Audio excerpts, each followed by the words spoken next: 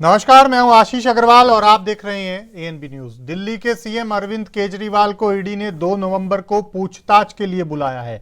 इसके बाद आम आदमी पार्टी और बीजेपी में वार पलटवार का दौर शुरू हो गया। आपका आरोप है कि बीजेपी की पूरी कोशिश है कि वो हमारी पार्टी को खत्म कर दे, तो वहीं दूसरी तरफ बीजेपी का कहना है कि आम आदमी पार्टी की पोल खुल चुकी है। बता दें कि दिल्ली के शराब नीति केस में मुख्यमंत्री अरविंद केजरीवाल को ईडी ने 2 नवंबर को पूछताछ के लिए बुलाया है। इसी केस में केजरीवाल से सीबीआई ने अप्रैल में करीब 9.5 घंटे तक पूछताछ की थी। शराब नीति केस में दिल्ली के पूर्व डिप्टी सीएम मनीष सिसोदिया और आप सांसद संजय सिंह पहले से जेल में हैं। बीजेपी के लोग जोर शोर से दावे कर रहे हैं कि शराब नीति केस में सिसोदिया और संजय सिंह के बाद अब केजरीवाल की बारी है। ऐसे में सवाल ये है कि अगर पूछताछ के बाद ईडी केजरीवाल को गिरफ्तार कर लेती है तो आम आदमी पार्टी और दिल्ली सरकार का प्लान बी क्या होगा। इस सवाल के जवाब में दिल्ली के मंत्री और आम आदमी पार्टी के नेता सौरभ भारद्वाज ने कहा कि फिलहाल मुझे नहीं पता, मुझे नहीं लगता कि इस बारे में कोई चर्चा हुई है।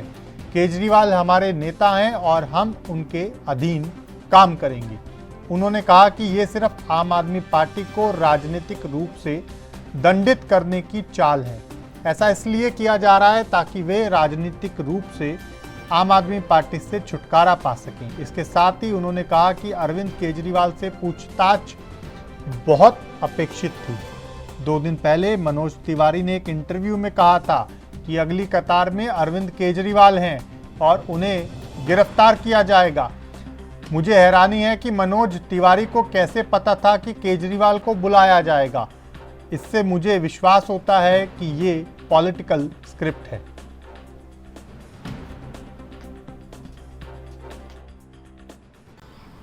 तो ये बात सबको मालूम थी कि देश के लिए आपको सर्वोच्च बलिदान देना पड़ेगा और मुझे लगता है कि अब वो समय आ गया है कि आपको देश की खातिर सब कुछ देना पड़ेगा। और हमारे नेता हों या कार्यकर्ता हों, जेल जाने से कोई नहीं डरता है। इतना साफ है कि अब केंद्र सरकार ने पूरा मन बना लिया है कि किसी तरीके से भी बाय हुक बाय क्रुक आम आदमी पार्टी को ख़त्म किया जाए। आम आदमी पार्टी से सबसे ज़्यादा परेशान है केंद्र सरकार। जितने हमले आम आदमी पार्टी पे हुए उतने हमले आज तक भारत के इतिहास पे किसी में नहीं हुए। तो अब सिर्फ ये मंशा है कि आम आदमी पार्टी को ख़त्म किया जाए। 170 मुकदमे किए गए हमारे विधायकों के ऊपर, कोई नहीं टूटा। कोई टूट के भारतीय जनता पार्टी में शामिल ना होने के लिए तैयार है, ना शामिल हुआ। तो अब ये है कि किसी तरीके से अरविंद केजरीवाल को गिरफ्तार किया जाए, अरविंद केजरीवाल को जेल में डाला जाए, इनके बड़े बड़े नेताओं को जेल में डाला जाए और आम आदमी पार्टी को समाप्त किया जाए। कल मनीष सिसोदिया को भी जमानत नहीं मिली और उनका इस तरह से कोर्ट की तरफ से भी कहा है कि 338 करोड़ का पूरा इसमें मामला है और इस समय चार्जशीट ला चुका है सामने और वो इस तरह से साबित भी हो रहा है। टेंटेटिवली उन्होंने कोर्ट। जिस तरीके से सुप्रीम कोर्ट की सुनवाई मैंने देखी और कोर्ट ने लगातार ईडी से सख्त सवाल पूछे और ईडी के पास कोर्ट के सवालों का जवाब नहीं था, उन सुनवाई के अंदर और जो आखिरी फैसला आया उसके अंदर मुझे उसके अंदर बड़ा विरोधाभास दिखता है, उसके अंदर बड़ा अंतर दिखता है। ये अंतर क्यों है, मैं तो एक छोटा सा आदमी हूँ, मैं नहीं समझ पाया, मगर ये दुर्भाग्यपूर्ण है। केंद्रीय मंत्री अनुराग ठाकुर उनकी तरफ से बयान है, उन्होंने कहा है कि जो लोग ईमानदारी का सर्टिफिकेट बांटते रहते थे अरविंद केजरीवाल, उनके ज़्यादातर मंत्री एक एक करके अब जेल जा रहे हैं और अब तो ये बताना मुश्किल है कि बाहर ज़्यादा मंत्री हैं या जेल में ज़्यादा मंत्री हैं। अब देखिए, अनुराग ठाकुर जी के पास अभी तो सत्ता है तो वो जो बोलेंगे वो चलेगा। जब सत्ता नहीं रहेगी और जो कैग की रिपोर्ट आ रही हैं, जो हिंडनबर्ग की रिपोर्ट आ रही है, उनकी इन्वेस्टिगेशन होगी न्यूट्रल, तब पता चलेगा कौन ईमानदार है कौन बेईमान है। अभी तो उनके पास सत्ता है, वो कुछ भी बोल सकते हैं। देखिए, केजरीवाल साहब ने कई सारी कड़ियों को जोड़ना है, कई सारी कड़ियों को उन्होंने जवाब देने हैं। जैसे कि उनका जो पार्टी का की कार्यकर्ता था जिसको उन्होंने अपने यहाँ सरकारी मकान बंगला दे रखा था। अब विजय नायर का क्या रोल था सारे के बीच में, उसका उत्तर उनको देना पड़ेगा। यहाँ जब वो सारे फैसले हो रहे थे तो ऐसे सरकारी गवाह भी हैं और सरकार के ऐसे मुलाजिम भी हैं जिन्होंने कहा कि केजरीवाल साहब उन सब फैसलों के दौरान वहाँ मौजूद थे। तो सारे का जो किंग पिंग है वो तो केजरीवाल है। अब वो पूरी कड़ी जोड़ने की बात है और वह पैसा आम आदमी पार्टी के कार्यालय में आम आदमी पार्टी के लिए कैसे गया और बाद में गुजरात, हिमाचल, पंजाब, गोवा के चुनाव में कैसे खर्च हुआ, उसकी जानकारी चाहिए होगी मुझे लगता है ईडी को। अब इसका जवाब उनको देना चाहिए। सर, आम आदमी पार्टी की तरफ से तमाम नेता घबराते हैं, इसलिए अरविंद केजरीवाल को गिरफ्तार कर। देखिए, अगर कुछ बेईमानी करी होगी तो गिरफ्तार होंगे, ठीक जवाब नहीं देंगे तो गिरफ्तार होंगे, ठीक जवाब देंगे तो क्यों गिरफ्तार करेंगे। असल में क्या है, मन में चोर है, वो मन का चोर बोलता है बार बार कि गिरफ्तार करेंगे। सर, बीजेपी की तरफ से एक पोस्टर लगाया है जिसमें उन्होंने कहा है कि राजनीतिक दल के कारण से हमारा अधिकार बनता है कि कोई भ्रष्टाचार में लिप्त है उसकी गिरफ्तारी मांगे, और ये मुख्यमंत्री तो भ्रष्टाचार में पूरी तरह लिप्त है, इसलिए हमारी पार्टी उसके गिरफ्तारी की बात।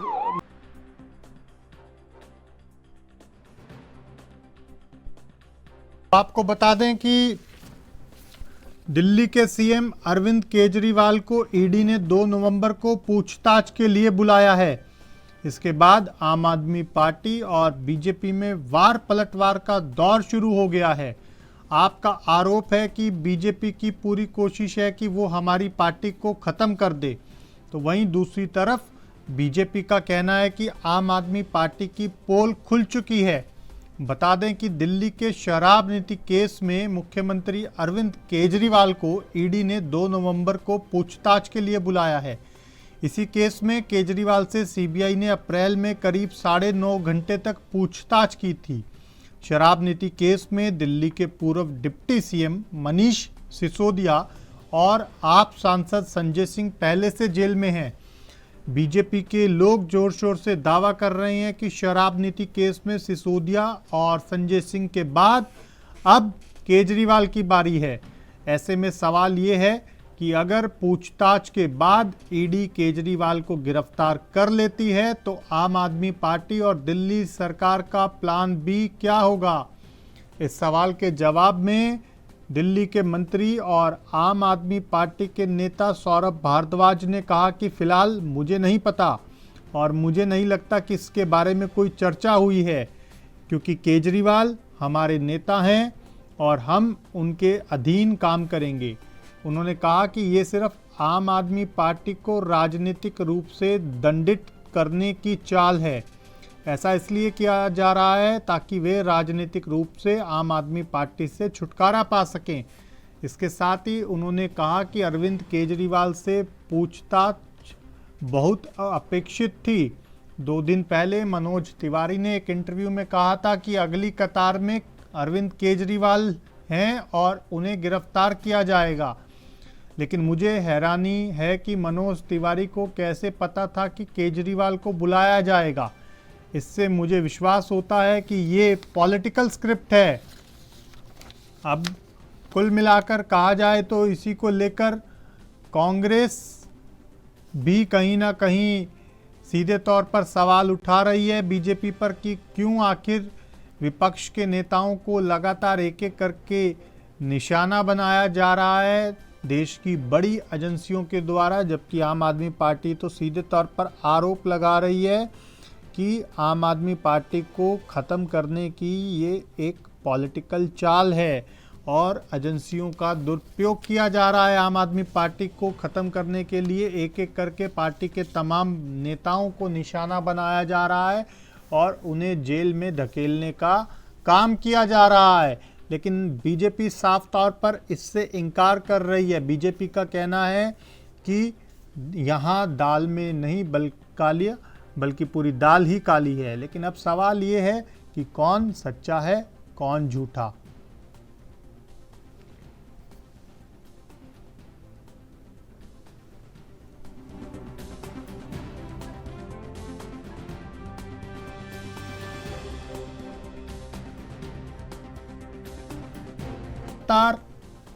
शराब नीति केस को लेकर दिल्ली की सियासत गरमाई हुई है। बीजेपी और आम आदमी पार्टी के बीच काफी गहमा गहमी देखने को मिल रही है। आम आदमी पार्टी सीधे तौर पर बीजेपी पर आरोप लगा रही है कि आपको खत्म करने के लिए बीजेपी जांच एजेंसियों का दुरुपयोग करके एक एक कर आम आदमी पार्टी के नेताओं को निशाना बना रही है।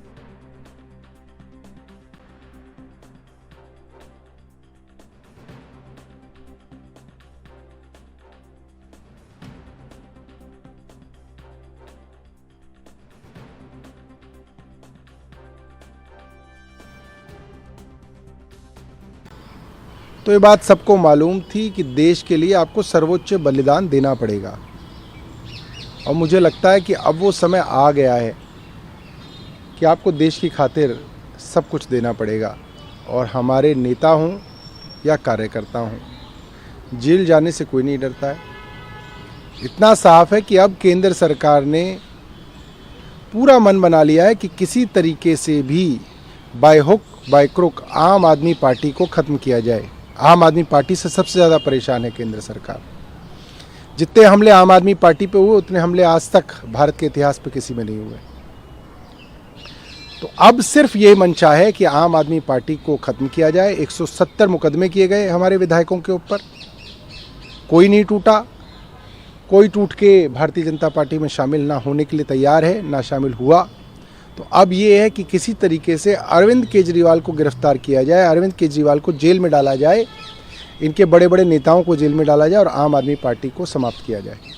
कल मनीष सिसोदिया को भी जमानत नहीं मिली और उनका इस तरह से कोर्ट की तरफ से भी कहा गया कि 338 करोड़ का पूरा इसमें मामला है और इस समय चार्जशीट आ चुका है सामने और वो इस तरह से साबित भी हो रहा है। टेंटेटिवली उन्होंने कोर्ट में जिस तरीके से सुप्रीम कोर्ट की सुनवाई मैंने देखी और कोर्ट ने लगातार ईडी से सख्त सवाल पूछे और ईडी के पास कोर्ट के सवालों का जवाब नहीं था, उन सुनवाई के अंदर और जो आखिरी फैसला आया उसके अंदर मुझे उसके अंदर बड़ा विरोधाभास दिखता है, उसके अंदर बड़ा अंतर दिखता है। ये अंतर क्यों है, मैं तो एक छोटा सा आदमी हूँ, मैं नहीं समझ पाया, मगर ये दुर्भाग्यपूर्ण है। केंद्रीय मंत्री अनुराग, चलिए इसी बड़े मुद्दे पर चर्चा की शुरुआत करेंगे। खास मेहमान हमारे साथ जुड़ चुके हैं, सीधा उन्हीं के पास चलेंगे। हमारे साथ रतन तिवारी जुड़ चुके हैं, कांग्रेस नेता बलदेव राज जुड़ चुके हैं, आम आदमी पार्टी के नेता, और बीजेपी नेता अमित तिवारी भी हमारे साथ जुड़ेंगे। शुरुआत बलदेव जी आपसे करूंगा, क्योंकि सीधे तौर पर आम आदमी पार्टी आरोप लगा रही है और मुख्यमंत्री अरविंद केजरीवाल को कल बुलाया है ईडी ने, क्या कहेंगे? नमस्कार जी अग्रवाल जी, बिल्कुल सही बोला आपने। देखिए, आम आदमी पार्टी की स्थापना जिस दिन से हुई है और जिस तरीके से दिल्ली में रिकॉर्ड जीत और बहुत ज्यादा बहुमत जिस तरीके से जनता ने दिया, प्यार दिया, जी उसी दिन से भाजपा पार्टी में खलबली मच गई है। आप यदि पूरा देखेंगे, ये जो अरविंद केजरीवाल जी को लेके गिरफ्तारी के लेके भाजपा में हलचल पैदा ज्यादा जो हुई, जब हिमाचल प्रदेश और एमसीडी दिल्ली और गुजरात के इलेक्शन चल रहे थे, तभी सारे भाजपा के नेता, जब मनीष सिसोदिया जी को के ऊपर इन्होंने कार्रवाई की, तो उसी समय भाजपा के नेता बार बार बयान दे रहे थे कि अब अरविंद केजरीवाल जी की बारी है जी, या अगली बारी अरविंद केजरीवाल जी की है। लेकिन आप देखिए, उसके बाद जो ये सिलसिला चला, जी। तो अब 2024 जैसे ही नजदीक आ रहा है और अब जो सभी वर्तमान में सभी राज्यों में चुनाव हो रहे हैं, जहां से फैसला होगा कि 2024 में किस तरफ सरकार जा रही है, इंडिया जीत रही है, जी। तो उसको देख के ही अरविंद केजरीवाल जी एक बड़ा चेहरा अब बनने जा रहे हैं देश में, और ऑलरेडी इनके काम का डंका पूरे विश्व में बज चुका है जी। और गठबंधन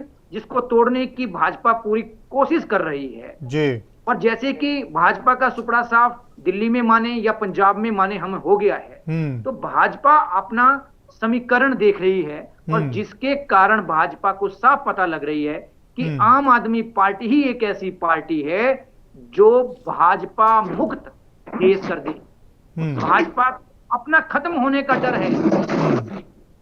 मोदी सरकार इन एजेंसियों का, इन संस्थाओं का दुरुपयोग करके एक साजिश के तहत 2024 के चुनाव को प्रभावित करने के लिए आम आदमी पार्टी को ही एक एक नेता करके, जैसे इन्होंने झूठे केसों में डाला, आम आदमी पार्टी को ही क्रश करने की एक बहुत ही घृणित स्क्रिप्ट लिखी जा चुकी है। लेकिन आम आदमी पार्टी खत्म होने वाली नहीं है, आम आदमी पार्टी डरने वाली नहीं है। मैं इस चैनल के माध्यम से बताना चाहता हूं, अरविंद केजरीवाल जी का डंका गांव गांव में बज चुका है। अरविंद केजरीवाल जी की जो ईमानदार छवि है, उनका शिक्षा मॉडल है, स्वास्थ्य मॉडल है, या जो भी जनता के काम है, वो गांव गांव पहुंच चुके हैं। आज आने वाले समय में आप देखेंगे गांव गांव से गरीब के बच्चे भी अरविंद केजरीवाल जैसे नेता बन के उभरेंगे। तो एक बहुत बड़ा बदलाव अरविंद केजरीवाल जी के रूप में आएगा और अरविंद केजरीवाल जी भारत की राजनीति के महानायक कहलाएंगे। ठीक है, लेकिन बलदेव जी एक सवाल भी है आपसे, क्योंकि बीजेपी लगातार हर जगह ये बात उठा रही है कि अगर आम आदमी पार्टी के नेताओं ने कुछ नहीं किया तो जमानत में इतना समय क्यों लग रहा है? लगातार बीजेपी के नेता ये बात उठा रहे हैं।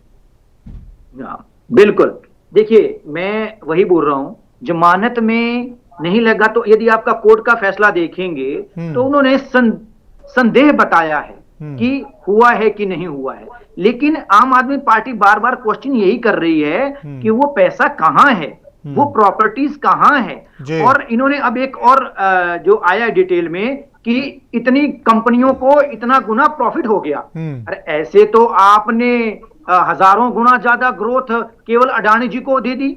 आपने तो 70% से ज्यादा रेवेन्यू केवल 10% उद्योगपतियों के पास पहुंचा दिया। तो तथ्यविहीन आरोप हैं, तो इनके ऊपर अभी होगी कार्रवाई, जो भी है कोर्ट देखेंगे, लेकिन ये तथ्यविहीन आरोप है, ये षड्यंत्र है, स्क्रिप्ट है। और मनोज तिवारी जी ने भी हाल में ही में ये अभी बयान दिया था कि अब अरविंद केजरीवाल जी की बारी है और वो गिरफ्तार होने वाले हैं। आप बताइए ऐसे कैसे होता है कि भाजपा के नेताओं को पहले ही पता होता है कि अब किसकी बारी है, अब किसके ऊपर छापा पड़ेगा। और इवन की आप भाजपा की एक नेता महिला जो है लोकसभा में ये बोला, किसी को ऐसा धमकी आप मान सकते हो, चेतावनी बोल सकते हो कि आप चुप बैठ जाओ नहीं तो आपके घर ईडी आ जाएगी। आप देखिए ईडी सीबीआई जैसी संस्थाओं का कैसे इस्तेमाल किया जा रहा है। आज तक आजाद भारत में हुआ नहीं ऐसा। खुले में बोलती है भाजपा, अब ऐसा होने वाला है। भाजपा के नेता बोलते हैं, उनको पहले ही पता होता है कि ईडी किसके घर जाने वाली है। तो ये जो व्यवस्था है ये बहुत ही दुर्गति की तरफ देश को ले जाया जा रहा है, तानाशाही की तरफ देश को ले जाया जा रहा है। और इसके खिलाफ हम लड़ेंगे और इसके खिलाफ हम चाहे हम कफन बांध के देश के लिए आए हैं। और आम आदमी पार्टी का कार्यकर्ता इस लड़ाई को लड़ेगा, अन्याय के खिलाफ लड़ेगा और भाजपा मुक्त इस देश को बनाया जाएगा। ठीक है, रतन तिवारी जी आपके पास आऊंगा। पूरा विपक्ष बार बार एक ही बात उठा रहा है कि तमाम विपक्ष के बड़े नेताओं को एजेंसियों द्वारा निशाना बनाया जा रहा है, लेकिन सवाल यह है कि ऐसा विपक्ष को समूचे क्यों लग रहा है? देखिए आशीष भाई, सबसे पहले आपका नमस्कार करता हूँ। देखिए हमारे मित्र ने जो बात कही, भाजपा मुक्त बनाने का हम लोगों ने जो संकल्प लिया है, वो संकल्प तो लिया है, लेकिन मैं आपके ही चैनल पे कुछ महीने पहले कहा था कि जैसे इंडिया अलायंस बना है, भारतीय जनता पार्टी पूरी तरीके से बौखला गई। और आप देख लेना कि चुनाव के, लोकसभा चुनाव के ठीक पहले मैंने ये भी कहा था, कई मुख्यमंत्रियों को जेल में डालने का भी षड्यंत्र रचा जा रहा है। पहला टारगेट अरविंद केजरीवाल, दूसरा टारगेट भी आप देख लेना, जहां तक मुझे शक है कि झारखंड से मुख्यमंत्री हेमंत सोरेन को भी इन लोग जेल में डालने का प्रयास करेंगे।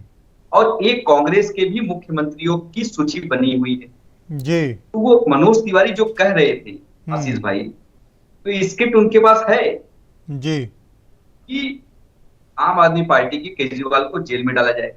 तो पूरी तरीके से भारतीय जनता पार्टी हताश और निराश है, वो बौखला चुकी है जी। और इनको पता है कि 2024 में अगर सरकार पलट गई तो भारतीय जनता पार्टी के 50% से ज्यादा नेता जेल की हवा खाने पे मजबूर हो जाएंगे।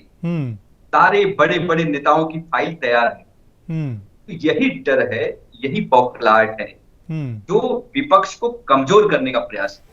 मैं हमारे मित्र को कहता हूं कि निराश होने की जरूरत नहीं है, पूरा विपक्ष एक है। राहुल गांधी जी की सदस्यता जिस प्रकार रद्द कर दी गई, हम सुप्रीम कोर्ट में गए, जनता की अदालत में गए और जनता की अदालत में हमको न्याय मिला और राहुल गांधी जी की सदस्यता बहाल हुई और सदन में आज भी वो दहाड़ रहे हैं। उसी प्रकार मित्र निश्चिंत ना हो, आप अपनी लड़ाई लड़ते रहें। अरविंद केजरीवाल एक ईमानदार व्यक्ति हैं, उनको न्याय मिलेगा, पूरा देश उनके साथ है, पूरा विपक्ष उनके साथ। ठीक है, मैं आपके पास आऊंगा बलदेव जी। अब सवाल ये है, क्योंकि कल बुलाया है ईडी ने सीएम साहब को, सवाल सीधे तौर पर यह है कि अगली रणनीति क्या है? देखिए, अगली रणनीति अभी तो कल देखा जाएगा जो भी होगा, लेकिन अभी तो अरविंद केजरीवाल जी के अधीन ही पार्टी में जनता के काम या पार्टी गतिविधियां जो हैं उन्हीं के अधीन रहेंगी जी। अब डिसीजन जो होगा उसके ऊपर ही आगे की रूपरेखा होगी या पीछे जो भी कोर कमेटी है वो चर्चा कर रही है, लेकिन अभी कल देखा जाएगा। लेकिन अग्रवाल जी, मैं कहना चाहता था आज भाजपा के प्रवक्ता अभी आप ले आते थोड़ा डिबेट में तो अच्छा रहता। नहीं, दीक्षित जी हैं हमारे साथ। ओके, ठीक है, ग्रेट। तो मैं कहना चाह रहा था, देखिए अरविंद केजरीवाल जी के अधीन ही ये सारी गतिविधियां होंगी और कल जो भी निर्णय होगा उसके ऊपर पार्टी की आगे की रणनीति रहेगी। क्योंकि देखिए आगे चुनाव भी हैं और हाल ही में वर्तमान कितने राज्यों में चुनाव चल रहे हैं और 2024 के चुनाव भी आ रहे हैं। तो ये तो मोदी सरकार का पहले से रहता है कि जब जब चुनाव आते हैं वो विपक्षी पार्टियों पे ईडी सीबीआई पीछे से चलवाते हैं। इसमें कोई रीजन नहीं है, कोई किंतु परंतु नहीं है, चाहे वो कांग्रेस पार्टी हो चाहे वो आम आदमी पार्टी हो, सब पे ऐसा ही करती है, वो पूरे देश की जनता जान रही है। तो अब प्रश्न ये है कि अरविंद केजरीवाल जी के ऊपर, और मैं इस पॉलिसी के ऊपर भी बताना चाहता हूं यहाँ पे आप चैनल के माध्यम से, इस पॉलिसी में जो भी साइन हुए हैं या जब ये पॉलिसी बनी तो एलजी साहब के भी साइन हुए हैं, 3 सेक्रेटरियों के भी साइन हुए हैं, उनकी एफिडेविट्स हैं। उनको यदि ये स्कैम बोल रही है भाजपा तो इसके ऊपर एलजी के ऊपर कार्रवाई क्यों नहीं हो रही है, पूछताछ क्यों नहीं हो रही है? 3 सेक्रेटरी जो इनके अंडर थे केंद्र सरकार के, उसके ऊपर कार्रवाई क्यों नहीं हो रही है जी? बहुत बड़ा मुद्दा है, क्योंकि ये पार्टी के ऊपर अटैक किया जा रहा है, ना कि उस सिस्टम पे अटैक कर रहे हैं। यदि आपको सिस्टम में गलती लगी है तो एलजी के ऊपर पूछताछ एक बार भी क्यों नहीं हो रही है जी? 3 सेक्रेटरियों के होके जाइए, उनके ऊपर आपको एक बार भी कार्रवाई नहीं की है, लेकिन आप आम आदमी पार्टी के नेताओं पे कार्रवाई कर रहे हैं क्योंकि आम आदमी पार्टी को खत्म करना है। देखिए पहले क्या था इनका पॉलिसी था भाजपा का कि पहले इनका नेताओं को अंदर भेज के पार्टी को कमजोर किया जा सके ताकि पार्टी आगे ना बढ़े। लेकिन जैसे जैसे इन्होंने देखा, चाहे सत्येंद्र जैन जी हों, मनीष सिसोदिया जी हों, संजय सिंह जी हों, इन्होंने देखा कि पार्टी तो चुनाव लड़ रही है, पार्टी का संगठन तो पूरे देश में फैल रहा है, संदीप पाठक जी तो काम कर रहे हैं, संगठन बढ़ा रहे हैं, अरविंद केजरीवाल जी की लोकप्रियता बढ़ रही है, इनके काम की चर्चा हर जगह हो रही है। तो इन्होंने अब 2024 के चुनाव को लेके इन्होंने बोला कि अब तो पार्टी ही खत्म करनी पड़ेगी, नेता नहीं। तो अरविंद केजरीवाल जी के ऊपर साम दाम दंड भेद पूरा लगाने की मोदी सरकार की कोशिश है। लेकिन ये गलतफहमी में जब आवाज दबाई जाती है तो क्रांति के रूप में इनकलाब देश में आएगा। ठीक है, जवाब ले लेते हैं। देशबंधु दीक्षित हमारे साथ हैं। दीक्षित जी, गंभीर आरोप लगा रही है आम आदमी पार्टी बीजेपी पर कि पार्टी के ऊपर अटैक है, ये सीधे तौर पर। आपको आपको मेरी आवाज मिल रही है? जी दीक्षित जी बोलिए। नमस्कार जी। सभी मीडिया पैनलिस्टों को नमस्कार। बहुत अच्छा मुद्दा छेड़ा है। अभी मैंने वक्तव्य सुना, मैं थोड़ा देर से जुड़ा जी। क्षमा प्रार्थियों। कोई कह रहा था कि राहुल जी की सदस्यता सुप्रीम कोर्ट से बहाल हुई और उनकी सदस्यता रद्द हुई। एक तरफ आपको बता दें, भारतीय जनमानस आज भी कहता है कोर्ट पे पूर्ण आस्था है, तो कोर्ट को अगर कुछ लगा होगा तभी उन्होंने मनीष सिसोदिया की जमानत याचिका खारिज कर दी जी। और आपको एक बात बता दूं, भारतीय जनता पार्टी ये जो परिवारवाद के नाम पे घमंडिया गठबंधन बना हुआ है, ये देश को केवल टुकड़े टुकड़े कर रहा है। अच्छा देखिए, केवल वंशवाद की बेल बनाने के लिए ये घमंड है। चाहे आप उत्तर प्रदेश में मायावती को देख लें, उन्हें अपने भतीजे को स्थापित कर रहा हो, या स्वर्गीय मुलायम सिंह के पुत्र अखिलेश को देख लें, चाहे बंगाल में ममता बनर्जी के भतीजे को देख लें, चाहे बिहार में लालू प्रसाद यादव के बेटे को। और जातिवाद के नाम पे जो देश तोड़ने का इन्होंने कार्यक्रम और कुचक्र चला है, और 50 सालों में आपको बता दूं, चाहे सपा हो चाहे बसपा हो, तमाम विपक्षी पार्टियों ने खाली देश को अवरुद्ध करने का काम किया है और देश के सारे मार्गों को इन्होंने अवरुद्ध कर दिया। विकास से, जनहित के कार्यों से कोई मतलब नहीं, अपने कुकृत्यों का हमेशा भाजपा पे प्रश्न उठाते थे। अच्छा आप बता दीजिए, धारा 370 समाप्त किया तो भाजपा ने किया, गैस दी तो भाजपा ने दी, रोटी कपड़ा मकान दिया तो भारतीय जनता पार्टी ने दिया। आज भारत के यशस्वी प्रधानमंत्री के कुशल नेतृत्व का कमाल है कि 13.5 करोड़ लोग गरीबी रेखा से बाहर आए, और ये कुचक्र नहीं, आपको बताएं, यह इनके किए गए पाप का घड़ा है जो भर गया है और फूट रहा है। अच्छा आप बता दीजिए, चोर चोर मौसेरे भाई, इनके ऊपर अनगिनत केस हैं। अगर ये लोग इतने ही दूध के पाक से हैं तो ये लोग न्यायालय जाए, न्यायालय से बरी होकर फिर आए, अपने कार्य करें। इनको किसने मना कर दिया? ईडी और सीबीआई के छापे हमारे और आपके घरों में तो नहीं पड़ते, और रोज आकर आपको बता दे खाली जनता को दिग्भ्रमित करते हैं। कोई इनका दीक्षित जी यही तो समस्या है कि सीबीआई के छापे, ईडी के छापे बीजेपी के नेताओं के घरों पर नहीं पड़ते। विपक्ष को यही तो समस्या है, विपक्ष बार बार यही सवाल उठा रहा है कि ईडी, सीबीआई, बीजेपी के नेताओं के घर तो जाती ही नहीं है चाय पीने, सिर्फ विपक्षी नेताओं के घर खाना खाने पहुंच जाते हैं। नहीं तो आशीष जी बता दूं, 2004 से लेकर 14 तक कांग्रेस के नेतृत्व की सरकार रही, और तब हमारे यही यशस्वी प्रधानमंत्री गुजरात के लोकप्रिय मुख्यमंत्री रहे, और उन्होंने गुजरात में एक ऐसा मॉडल पेश किया। और उसके बाद भी आपको बता दूं, क्या इनके पास नहीं है? भारतीय जनता पार्टी हमेशा भ्रष्टाचार के खिलाफ जीरो टॉलरेंस की नीति रही, और आपको बता दें करोड़ों करोड़ों रुपए। अच्छा आप बता दीजिए, अगर 338 करोड़ रुपए के घोटाले की जांच है और उसमें सुप्रीम कोर्ट ने कहा कि आम आदमी पार्टी को भी पार्टी क्यों नहीं बनाया गया, इसका मतलब है आम आदमी पार्टी की पार्टी बनाने का मतलब है उसके संयोजक अरविंद केजरीवाल। आपको बता दें, अगर दूध के धुले हैं तो क्या सुप्रीम कोर्ट पे इनको विश्वास नहीं? अगर संवैधानिक संस्थाओं पे नहीं विश्वास है, मुझे लगता है 140 करोड़ भारतीय इंक्लूडिंग आशीष जी, आप और स्वयं मैं, आज भी कोर्ट का पूरा सम्मान करते हैं। कोर्ट के निर्णय पर हमें भरोसा है।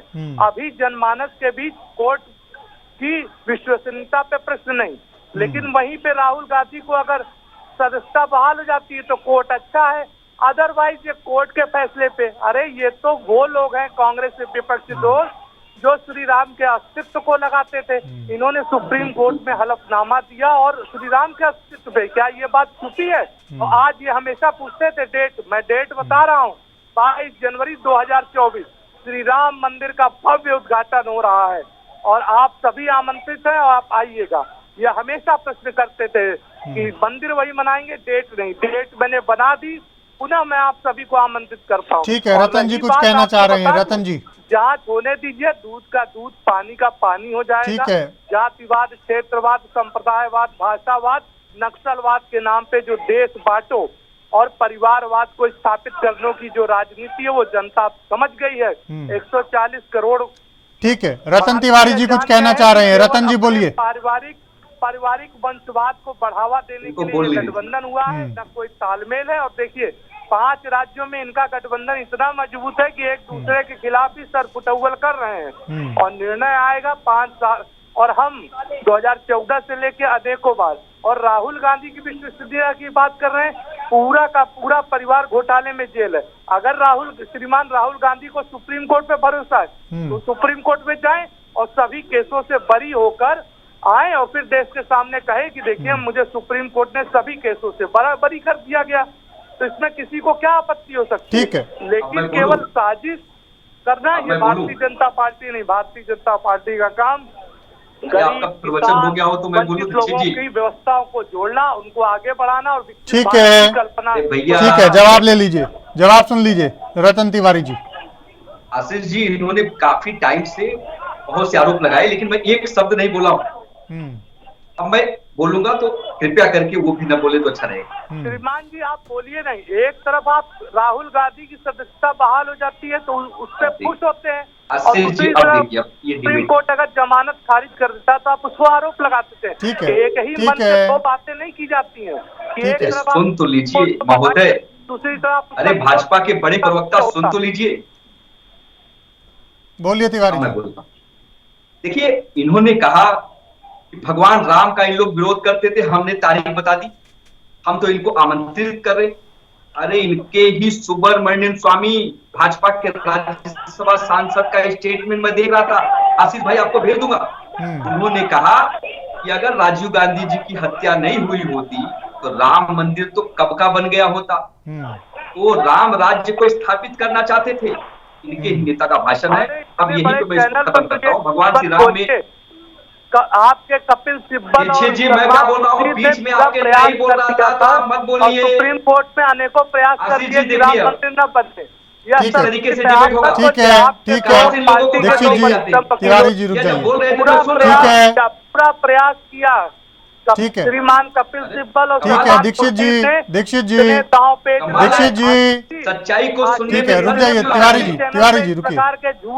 ठीक है दीक्षित जी, दीक्षित जी सुन लीजिए, सुन लीजिए, बात पूरी सुन लीजिए, मैं आपको पूरा मौका दूंगा, आऊंगा मैं आपके पास। तिवारी जी बात पूरी कीजिए। भगवान श्री राम में हमारी शुरू से आस्था रही है। भगवान श्री राम हमारे हैं। भारतीय जनता पार्टी भगवान श्री राम का ठेका लेने का काम न करे या भगवान राम को हमेशा राजनीति में लेके आते हैं। भगवान श्री राम का मंदिर बन रहा है, हम लोग खुश हैं, पूरा देश जाएगा। लेकिन इन्होंने परिवारवाद की बात, इन्होंने कहा परिवारवाद। आशीष भाई मैं इनको बता देता चाहूं, उत्तर प्रदेश के अंदर राजनाथ सिंह के पुत्र विधायक हैं, अनुप्रिया पटेल केंद्र में मंत्री है, उनके पति उत्तर प्रदेश में मंत्री है, निषाद पार्टी इनकी जो दल है उसके मंत्री है कैबिनेट में संजय निषाद, उनके पुत्र एक सांसद हैं, एक विधायक। महाराष्ट्र में आएंगे तो गोपीनाथ मुंडे की पुत्री, प्रमोद महाजन की पुत्री, एकनाथ शिंदे की पुत्री, तमाम पूरा भारतीय जनता पार्टी परिवारवाद से भरा। और यह परिवारवाद की बात करते हैं, सबसे बड़े घोटालेबाज तो यही भाजपा के लोग हैं। जब इनके ही राष्ट्रीय अध्यक्ष बंगारू लक्ष्मण घूस लेते हुए पकड़े गए थे, अमित शाह का लड़का कौन से क्रिकेट में कौन सी महारत हासिल किया कि वो बीसीसीआई का सचिव बन गया। यह लोग सिर्फ धर्म के आधार पर राजनीति करना चाहते हैं। परिवारवाद तो भारतीय जनता पार्टी में कूट कूट के भरा है। लेफ्ट से राइट कहीं भी देखेंगे पूरा परिवारवाद दिखेगा। छत्तीसगढ़ के मुख्यमंत्री रमन सिंह के पुत्र अभिषेक सिंह सांसद है, वसुंधरा राजे के पुत्र दुष्यंत सिंह सांसद है। पूरा का पूरा मैं चिट्ठी गिना दूंगा, वक्त कब पड़ जाएगा। अब मैं भ्रष्टाचार की बात करता हूं। यही प्रधानमंत्री मध्य प्रदेश में जाते हैं, बोलते हैं एनसीपी के 70,000 करोड़ के घोटालेबाजों को जेल में डाल दूंगा मैं, और 24 घंटे बाद सारे घोटालेबाजों को सरकार में शामिल करा के उप मुख्यमंत्री और कैबिनेट मंत्री जैसे महत्वपूर्ण पद दे दिया जाता है। संजय सिंह का गुनाह यही था कि मणिपुर पे सवाल पूछ रहे थे। राहुल गांधी जी का गुनाह यही था जो अडानी पे सवाल पूछ रहे थे। राघव चड्ढा का कसूर यही था, किसानों की वकालत कर रहे थे। यही दुर्भाग्यपूर्ण है जब विपक्ष सवाल पूछता है सरकार से, उसकी आवाज को दबाने का काम किया जाता है, उसे निलंबित किया जाता है, और अगर बात न बने तो झूठे केस में ईडी सीबीआई का दुरुपयोग करके जेल में डालने का काम किया जाता है। मैं तो उनको दावे के साथ चैनल पे कह रहा हूं, 2024 में सरकार पलटने दीजिए। आपके जो रंगा बिल्ला है ना, सारे लोगों को जेल में डालने का काम किया जाएगा।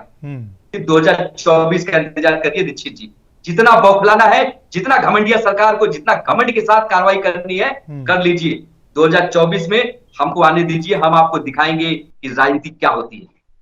ठीक है, 24 की आस है, लेकिन सवाल ये है कि अब कल जब बुलाया गया है तो कल क्या रहेगा।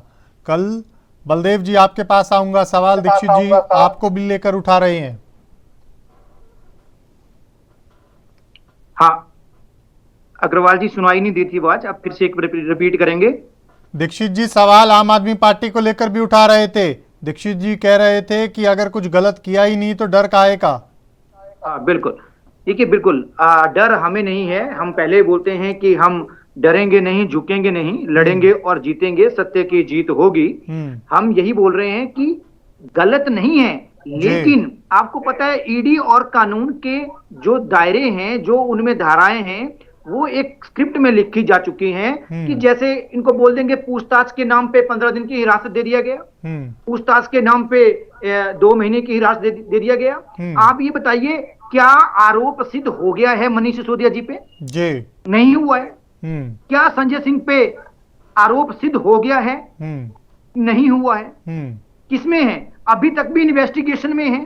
तो ये जो ये बोल रहे हैं कि ये डरने की क्या बात है, डरने की बात नहीं है, लेकिन एक चुनावी फायदा लेने के लिए आप लोग ऐसा कर रहे हैं जिसके कारण आप का नेता की इमेज खराब करने की कोशिश की जा रही है। लेकिन मैं एक बात अब इसमें ऐड करना चाहूंगा, यहां बात चल रही थी परिवारवाद राजनीति की और जो ये बोल रहे थे आरोप। देखिए परिवारवाद, कांग्रेस के प्रवक्ता ने बड़ा सही बात बोल दिया, पूरी लाइन लगी है भाजपा में। इस समय पूरी भाजपा में परिवारवाद ही है, चाहे वो अनुराग ठाकुर से ले लीजिए, चाहे पीयूष गोयल को ले लीजिए, चाहे राजनाथ का परिवार ले लीजिए, पूरी लाइन लगी हुई है। और दूसरा, भ्रष्टाचार पे भी भाजपा को बात नहीं करनी चाहिए, चाहे वो हेमंत बिस्वा ले लीजिए, चाहे अजीत पवार ले लीजिए, बड़े बड़े घोटालों के नाम खुद प्रधानमंत्री जी ने बोला, और जब उनको लिया तो फूलों की माला पहना के उनका स्वागत किया, उनको वित्त मंत्री बनाया, उनको मुख्यमंत्री बनाया। तो भ्रष्टाचार और परिवारवाद पे तो भाजपा को बात करने का भी हक नहीं है। अब दूसरा रहा, तो बोल रहे थे कि भाजपा पे क्या हुआ था और सीबीआई की रेड ये विपक्ष पे क्यों पड़ती है। देखिए जो रेशो है सीबीआई और ईडी की 95% रेड ओनली विपक्ष की पार्टियों पे पड़ी है। अब आप बताइए 2014 से लेके आप 24 तक, यदि अब 24 लगने वाला है तो देखिए आप 95, 100 में से 95 रेड ही विपक्ष पे पड़ी है। दूसरा, उसमें से फॉल्टेड कितने पाए, रेशो कितनी है 0.5, आधा %। मतलब 200 यदि रेड डाली जाएंगी तो एक व्यक्ति फॉल्टेड होगा। ये आंकड़े हैं। अब इससे क्या साबित होता है कि इससे यह साबित होता है कि केवल विपक्षी पार्टियों की नेताओं की इमेज को खराब किया जाए, उन पार्टियों को दबाया जाए और लोकतंत्र को खत्म करके धनतंत्र के द्वारा, जैसे कि एक उद्योगपति मंत्री को इन्होंने बनाया, उद्योगपति को इन्होंने ऊपर चढ़ाया, प्रॉपर्टियां बेच बेच के मोदी सरकार ने धनतंत्र के द्वारा एकल तंत्र स्थापित करने की कोशिश मोदी सरकार द्वारा की जा रही है। और ये पूरा देश देख रहा है, इसमें कोई छिप नहीं रही बात। लेकिन आने वाले समय में ये ओपन होगा, चाहे वो अडानी का मुद्दा हो, चाहे वो राहुल गांधी जी उठा रहे हो, आम आदमी पार्टी के संजय सिंह जी ने, अरविंद केजरीवाल जी ने हर मंच से अडानी का मुद्दा उठाया है, लेकिन उस पर कोई कार्रवाई नहीं होगी। इवन की 20,000 से ज्यादा करोड़ का ड्रग्स उनके पोर्ट पे मिलता है, उन पे कोई कार्रवाई नहीं होगी। तो ये सारी चीजें देखी जा रही हैं और सत्य की जीत होगी। आम आदमी पार्टी खत्म होने वाली नहीं है। आम आदमी पार्टी के कार्यकर्ता इस लड़ाई को लड़ेंगे और 2024 में मोदी सरकार को सत्ता से बाहर का रास्ता दिखाएंगे। ठीक है, लड़ाई लड़ी जाएगी और सत्य की जीत होगी, ऐसा आम आदमी पार्टी को लग रहा है। दीक्षित जी, लेकिन सवालों के घेरे में बीजेपी लगातार, आम आदमी पार्टी सवाल उठा रही है।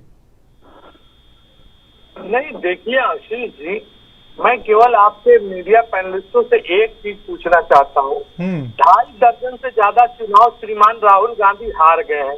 इनको संवैधानिक संस्थाओं पे भरोसा नहीं, ईडी सीबीआई पे नहीं। जहाँ चुनाव जीत जाते हैं वहाँ ईवीएम बहुत अच्छा, वहाँ लोकतंत्र बिल्कुल बहाल है, लोकतंत्र बिल्कुल व्यवस्थित हो। जहाँ हार जाते हैं ईवीएम बहुत खराब है, निर्वाचन आयोग पर आरोप लगा देंगे, सारी दिक्कत ये है 140 करोड़ भारतीयों पर विश्वास नहीं है। जिसको शहीद, जो बॉर्डरों पे शहीदों के सैनिक के लिए सबूत मांगता है और आपको बता दें देश का अपमान विदेशों में जाकर करता है, उसकी विश्वसनीयता तो वैसे क्षेत्र में नाम पे राजनीति करेंगे। बता दूं, चाहे आपने चुनाव लड़ने के लिए जवानों को शहादत करवा दी, नहीं आपके ही राज्यपाल ने आपकी पूरी पोल खोल के रख दी। जनता ऐसी बातें करते हैं दीक्षित जी। जब आप जाते हैं तो आप चुनाव क्यों जाते हैं? और जनता ठीक है दीक्षित जी, पुलवामा दीक्षित जी पुलवामा में सवाल पूरे सुन लीजिए। देश ने देखा ठीक है रतन जी रुकिए। ठीक है दीक्षित जी, दीक्षित जी वेतन लेने के संकट क्यों है? और दूसरी ठीक है, बात दीक्षित जी। आप भ्रष्टाचार की बात करते हैं, अगर हम कहते हैं आपने परिवारवाद की बात की, आपने रक्षा मंत्री राजनाथ सिंह के पुत्र का नाम लिया, मैं नहीं कहता हूँ ठीक है परिवार, लेकिन भ्रष्टाचार के मामले में अगर लालू के बेटे नीतीश की जांच करा ली जाए तो एक्सेप्ट करिए ना, एक्सेप्ट करिए कि परिवारवाद भाजपा में भरा हुआ है। देखिए एक्सेप्ट करिए। चोर का बेटा चोर ही होता है और ईमानदार का बेटा ईमानदार ही होता है। ये चोर कौन है? आपके पापा? सुनिए, जिसकी जैसी सृष्टि नहीं, होती है उसकी वैसी व्यक्तिगत सृष्टि नहीं होती रतन है। जी। बिल्कुल नहीं। यादव आज देखिए इस तरीके से आपने ये नहीं बोल सकते, इनको एक्सेप्ट करना होगा कि परिवारवाद भाजपा में है। तमाम नेता जो है जमानत पे छूटे हुए हैं। और रही बात आप ही ने शंका जगाई, हमने तो अरे कैसी बातें करते हैं? उस तड़ी पार की बात करिए ना, गुजरात से जो तड़ी पार हुआ था। अगला नंबर हेमंत सोरेन का क्यों है भाई? हेमंत सोरेन का नंबर मैंने तो ये बोला, इतने बड़े अगला नंबर अरविंद केजरीवाल का, ये ठीक है, ये दीक्षित जी, दीक्षित जी ठीक है दीक्षित जी सवाल सुन लीजिए। दीक्षित जी सवाल सुन लीजिए। ये जो आपने आखिरी लाइन कही कि अगला नंबर केजरीवाल का है, अगला नंबर केजरीवाल का है, इसी को लेकर सवाल उठ रहे हैं, विपक्ष सवाल उठा रहा है। मनोज तिवारी को कैसे पता कि केजरीवाल को ईडी बुलाने वाली है? ये आम आदमी पूछ रही है, बता दीजिए। आशीष जी एक ही बता दे, सुप्रीम कोर्ट के निर्णय पर 140 करोड़ भारतीयों को विश्वास है और आस्था है। आज तक कभी ऐसा नहीं हुआ कि हमें या हमारे भारतवासियों को कभी कोर्ट के किसी निर्णय पर भरोसा रहा या नहीं रहा। हम कोर्ट का बहुत सम्मान करते हैं, संविधान का बड़ा सम्मान करते हैं। और रही बात जो है ये कोई भी जनमानस जान सकता है कि कोर्ट में प्रतिष्ठित जज ने अगर उस मामले में देखा होगा जांच का विषय, इसीलिए उनकी जमानत याचिका खारिज की। यह बात तकनीकी के पहले कोर्ट का सब सम्मान करते हैं और नहीं, इस पर तो प्रश्न उठता, अगर जमानत खारिज की तो इस पर न मैं सकता हूँ, क्योंकि न मैं विधि विशेषज्ञ हूँ और आशीष जी न आप विधि विशेषज्ञ। नहीं, कोई भी विशेषज्ञ नहीं है, लेकिन सवाल ये उठा रही है आम आदमी पार्टी कि ईडी के संबंध से ठीक 2 दिन पहले मनोज तिवारी कैसे बयान दे रहे हैं कि मनोज तिवारी को कैसे पता है कि ईडी अरविंद केजरीवाल को बुलाने वाली है? ये सवाल उठा रही है आम आदमनी पार्टी। अब देखिए, मैं उस पर, आप मुझे 30 सेकंड दें, मैं उत्तर देता हूँ। आप 1 मिनट लीजिए, विस्तार से बताइए। जब सुप्रीम कोर्ट ने श्री मनीष सिसोदिया की जमानत खारिज कर दी और उन्होंने इस आधार पर बेल मांगा था कि उनकी पत्नी का स्वास्थ्य खराब है, लेकिन उनको लगा कि वो अगर बेल पर बाहर आएंगे तो इस केस को प्रभावित कर सकते हैं। और यह सामान्य सी बात है, अगर यह निर्णय देकर उन्होंने कहा कि अगले 6 महीने हम जमानत नहीं देंगे, उनकी जमानत याचिका खारिज कर दी, तो निस्संदेह यह संदेह सभी आम जनमानस ये कहेगा कि कोर्ट ने ऐसा निर्णय क्यों दिया कि जमानत बेल पे नहीं दे सकते।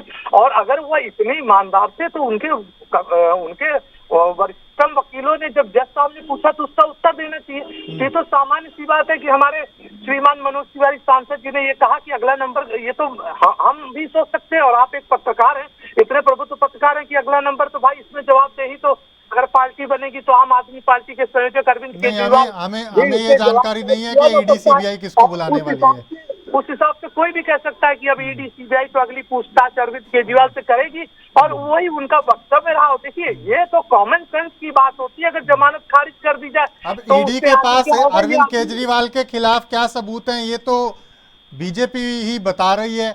अब ना ये पैनलिस्ट को पता है, ना पत्रकारों को पता है, और मुझे लगता है कि देश के 140 करोड़ लोगों को भी नहीं पता होगा कि किस पॉलिटिकल लीडर के खिलाफ किस एजेंसी के पास कौन से साक्ष्य हैं, कौन से सबूत हैं। जब तक वो कोर्ट के एविडेंस पर, कोर्ट के बेंच पर ना आ जाएं, सार्वजनिक ना हो जाएं, तब तक ये कैसे पता लग जाएगा कि किसको बुलाने वाला है कोई, ये एक बड़ा प्रश्न है। तिवारी जी कुछ कहना चाह रहे हैं। तिवारी जी देखिए आशीष भाई, अभी 4 दिन पहले कोल्हापुर में जो शुगर मिल के घोटाला हुआ था, जिसमें प्रधानमंत्री आरोप लगा रहे थे एनसीपी एक बड़े नेता के ऊपर, हसन मुश्रीफ नाम है। वो कोल्हापुर में 4 दिन पहले भाषण दे रहे थे, उसका वीडियो आपको भेजूंगा। वो पब्लिक में बोल रहे थे कि यही भाजपा के लोग मुझे जेल में डालना चाहते थे, आज मैं भाजपा के साथ सरकार में मंत्री बन गया हूं और सारे के सारे ईडी सीबीआई के केसेस मेरे बंद हो गए। तो ये क्या चल रहा है कि मतलब अपने आप को बचाने के लिए लोग भारतीय जनता पार्टी की तरफ भाग रहे हैं, प्रधानमंत्री मोदी के छतरी के नीचे आ रहे हैं। ये चल क्या रहा है? आप संजय सिंह के पास 1000 बार रेड पड़ी, उनके पास न तो सोना मिला, न तो पैसा मिला, न तो कोई पेपर मिला, उसके बाद भी उनको जेल में डाल दिया गया। राघव चड्ढा के साथ क्या किया गया? उनको सस्पेंड कर दिया गया था। और मनीष सिसोदिया के साथ क्या हुआ है? तो कहीं न कहीं यह भारतीय जनता पार्टी जबरन एकदम बौखला चुकी है। इसके लिए ईडी सीबीआई का दुरुपयोग कर रही है और इसे यह पता है आशीष भाई कि 2024 का सिस्टम गड़बड़ा चुका है, क्योंकि 5 राज्यों में जनता ने नकारना शुरू कर दिया है। आपने देखा कर्नाटक में यह बजरंग दल बजरंग बली कर रहे थे, कर्नाटक की जनता ने इनको तमाचा मारा। हिमाचल में क्या हुआ? इसी प्रकार 5 राज्यों में, मैं बोल रहा हूं 5 राज्यों में, एक भी राज्यों में इनकी सरकार नहीं बनने वाली है।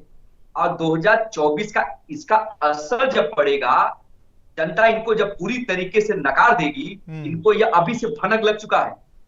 इसके लिए अपने आप को बचाने के लिए विपक्ष की आवाज को दबाने का काम कर रहे हैं, लेकिन सुप्रीम कोर्ट से बड़ा कुछ नहीं है। जनता की अदालत में हम जाएंगे, माननीय सर्वोच्च न्यायालय के पास गुहार लगाएंगे और न्याय मिलेगा। ये भारतीय जनता पार्टी भ्रष्टाचार परिवारवाद की बात न करे, यह बताए कि पिछले 9 सालों में आपने क्या किया इस देश के लिए, महिलाओं के लिए क्या किया, किसानों के लिए क्या किया, युवाओं के लिए क्या किया, महंगाई कम करने के लिए क्या किया। उसके ऊपर इनके पास कोई भी शब्द नहीं है। भगवान श्री राम, मंदिर मस्जिद, ईडी सीबीआई, भ्रष्टाचार परिवारवाद, बस यही इनका रटा रटाया भाषण है जो प्रधानमंत्री बोलते हैं। इनके जो कुछ लोग हैं अंधभक्त टाइप के लोग, वो भी बोलना शुरू कर देते। यही विडंबना है आसिफ भाई। ठीक है, बलदेव रही। हाँ बिल्कुल, कांग्रेस के प्रवक्ता जी ने बिल्कुल सही बोला। देखिए भाजपा पूरा, अभी आपके भाजपा के प्रवक्ता के भी आपने जो लास्ट में शब्द बोले वो यही बोले। देखिए इन्होंने हिंदू धर्म के नाम पे लोगों में फूट डाली, जातियों में बांटा, हिंदू मुस्लिम किया, मंदिर मस्जिद किया, तानाशाही की, एक उद्योगपति को अधिकांश हिस्सा देश का संपत्तियों का बेच दिया। और आपने देखा होगा अभी अभी भाजपा बोल रही है कि किसी भी नागरिक को उसके चंदा कहां से आता है ये जानने का भी अधिकार नहीं है। तो ये पारदर्शिता खत्म कर रही है, नागरिकों के अधिकार खत्म कर रही है, और किस तरीके से दूसरी विपक्षी पार्टियों को ये तोड़ती है और अपनी सरकारें बनाती है वो भी जनता ने देखा है। तो आज की तारीख में कांग्रेस प्रवक्ता ने बिल्कुल सही बोला, जो आज का सिचुएशन है भाजपा का, ये मंदिर मस्जिद करेंगे, परिवारवाद का बोल देंगे, भ्रष्टाचार बोल देंगे, जबकि इनके पास कोई मुद्दे नहीं रहे हैं। ये हर मुद्दे पे फेल है, चाहे वो बेरोजगारी का मुद्दा हो, महंगाई का मुद्दा हो, राष्ट्रीय संपत्तियों को लेके हो, अर्थव्यवस्था को लेके हो, और देश पे कर्जा जो तिगुना पहुंचा दिया उसको लेके हो, भूखमरी इंडेक्स को लेके हो, किसी भी मुद्दे पे भाजपा पूरी तरह फेल हो चुकी है। लेकिन अब ये केवल, जैसा इन्होंने बोला कि जनवरी में ये उद्घाटन करने जा रहे हैं, अब वही बात अरविंद केजरीवाल जी कहते हैं कि अंधभक्त को समझा नहीं सकते आप, और एक देशभक्त जो होगा वो अंधभक्त हो नहीं सकता। तो आप मुद्दों की बात नहीं करेंगे। ये फिर से जैसे ही राम मंदिर का उद्घाटन होगा, आप देखना इनके पूरे आईटी सेल, पूरे भाजपा के नेता पूरे मंचों से केवल धर्म धर्म धर्म और उस पे पाखंड करने की कोशिश करेंगे। जैसे कुछ पाखंडी धर्म के नाम पे अंधविश्वास करते हैं और लूटते हैं, वैसे ही मोदी सरकार ने, भाजपा ने धर्म के नाम पे राजनीति करके, अंधभक्ति पैदा करके इस देश को गर्त में धकेल चुकी है। तो लेकिन इनकलाब आएगा, सच्चाई की जीत होगी, गठबंधन लड़ेगा और इंडिया जीतेगी, भारत जुड़ेगा। ठीक है, दीक्षित जी। हेलो जी दीक्षित जी जवाब दीजिए। नहीं, मैंने तो कहा कि 2024 के जब आम चुनाव होंगे तो हार का ठीकरा किस पर फोड़ेंगे ये लोग बता दें। और रही ये बात करते हैं धर्म की, तो भारतीय जनता पार्टी, और मैं गर्व से कहता हूं कि मैं हिंदू हूं, ये लोग नहीं कहेंगे। और आपको बता दें, इन्होंने तमाम रोड़े अटकाए 500 वर्षों के संघर्ष के बाद भव्य राम मंदिर बनवाया, उसका क्रेडिट भाजपा ने ले लिया। और आपको बता दूं, भारतीय जनता पार्टी जो है, भारतीय जनता पार्टी आपको बता दूं केवल जनहित के मुद्दे, और इनके पास अब कोई मुद्दा बना नहीं है। 50 वर्षों तक इन्होंने शासन किया, आशीष जी, केवल लूट खसोट मचाई। अरे अत्याचार कर दिया इन्होंने, इतना अत्याचार किया सन 84 को कोई भूला नहीं है। और 2004 से 14 तक तो घोटालों के वो कीर्तिमानी हुए कि वो 2004 से 14 तक का घोटालों का सुनते रहो। और आपको बता दूं, देखिए 5 राज्यों में बताइए जो हम सुनेंगे, बताओ। आपकी डिबेट में मैंने बहुत बार कहा था कि ये गठबंधन केवल अवसरवादिता का है, लूट खसोट में कितना हिस्सा किसका है। 38 दलों का गठबंधन कैसा है वो भी तो बता दो। दूसरी बात आपको बता दूं, ये जितने लोग हैं, देखिए ये लोग साथ रहने का तो दिखावा कर रहे हैं पर्दे पर, और हर राज्य में एक दूसरे के खिलाफ लड़ रहे हैं। ऐसे जी सवाल पूछ सकते हैं कि इनके 26 है तो आपके 38 कैसे? मैं बड़ी जिम्मेदारी से कहता हूँ, इनको जो है कहीं सीट नहीं मिलेगी लड़ने के लिए। और आपको बता दूं, जब ये एक दूसरे के खिलाफ लड़े, आपको बता दूं ये एक दूसरे के खिलाफ लड़े। ठीक है बलदेव जी, आपके पास आऊंगा, फाइनल कमेंट चाहूंगा आपका। अग्रवाल जी एक शब्द, इनको अपने शब्द वापस लेने चाहिए। ये बोल रहे हैं कि ये पार्टी वाले जय श्री राम नहीं बोलेंगे या श्री राम का मंदिर नहीं चाहते हैं। 37% वोट पड़ा है 2019 में, तो ये क्या कहना चाहते हैं कि 63% लोग क्या भगवान राम जी को नहीं मानते हैं? ये बहुत गलत टिप्पणी है, इनको अपने शब्द वापस लेने चाहिए। हमारे भी भगवान राम में आस्था है। क्या भाजपा वाले ही श्री राम के होंगे? क्या उस मंदिर में भाजपा वाले ही जाएंगे? क्या वो मोदी जी का डिसीजन था या सुप्रीम कोर्ट का डिसीजन था? इतना गलत टिप्पणी इन्होंने किया है, ये बहुत ही गलत है और हम इसकी आलोचना करते हैं। ठीक है रतन जी। आशीष भाई, आप अगर डिबेट कर रहे हैं या चुनावी महाकुंभ में जा रहे हैं तो आपको अपनी योजनाओं का प्रचार करना होगा। आपने क्या किया इस देश के लिए उसका बखान करना होगा। लेकिन आप जब कुछ नहीं कर पाते हैं तो भगवान श्री राम के सहारे, बजरंग बली के सहारे, धर्म के सहारे कब तक चुनाव जीतने का प्रयास करेंगे? इनके आरएसएस के मुख्य पत्र ने तो साफ तौर पे कह दिया है कि प्रधानमंत्री मोदी के चेहरे पे और हिंदुत्व के नाम पे अब चुनाव जीतना बहुत मुश्किल है। तो पूरी तरीके से जनता भी समझ चुकी है कि आप धर्म के नाम पे आप चालाकी नहीं कर सकते, धर्म के नाम पे आप देश को नहीं बदला सकते। जनता समझदार हो चुकी है। जनता को विकास चाहिए, महंगाई कम चाहिए, रोजगार चाहिए, किसानों की आय दुगना चाहिए। जनता उस मुद्दे के आधार पे अपना वोट डालने वाली है। 5 राज्यों में ये सेमीफाइनल है, आपके सामने सब कुछ सामने आ जाएगा कि जनता क्या चाहती है। ठीक है, बट जवाब दीजिए दीक्षित जी।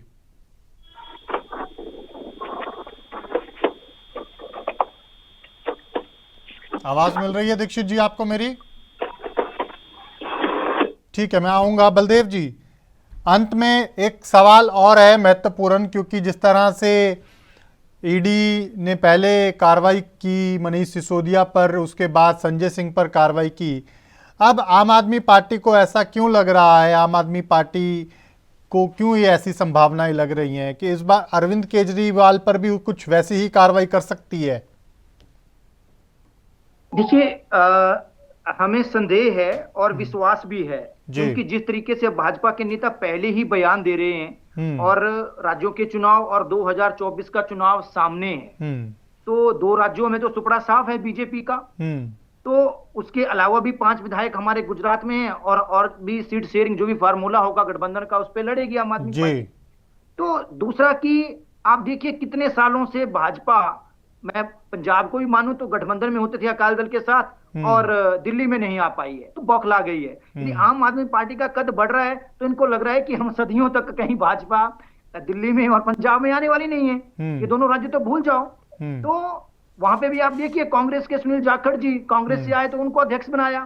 तो क्योंकि इनके पास लोग नहीं रह गए हैं इन राज्यों में, इन राज्यों में लोग नहीं रह गए हैं, पार्टी इनके खत्म होने के कगार पे है। तो ये एक संदेह पैदा करता है कि इससे भाजपा बौखला गई है। वो देख रही है कि यदि विपक्षी रणनीति जो भी है तो यदि ये इस तरीके से तो भाजपा तो खत्म हो जाएगी जी। और गुजरात में आम आदमी पार्टी का खाता खुल गया है, वहां पे भी मोदी जी को, शाह जी को खतरा है।